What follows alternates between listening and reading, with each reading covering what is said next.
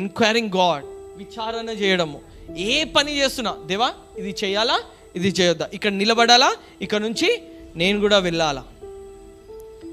అందరు వెళ్తున్నారు ఎక్కడికి, ఏదైనా పని చేయడానికి, దేవుడి పని. నువ్వేమో ఇంట్లోనే ఉంటా అంటే ఏమైద్ది?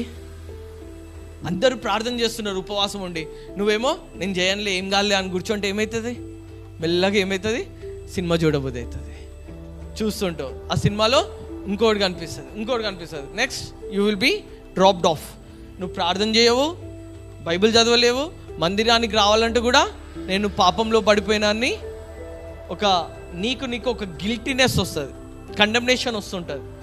నీకు నువ్వే అరే నేను తప్పు చేసినా అని అడ్డు కూడా కట్టుకుంటూ ఉంటావు. So the thing I want to say you, ఏది చేసినా సరే ఈ రోజు నుంచి ఫస్ట్ థింగ్ వచ్చి దేవుడితోటి వాక్యం ద్వారా సహవాసం చేయి.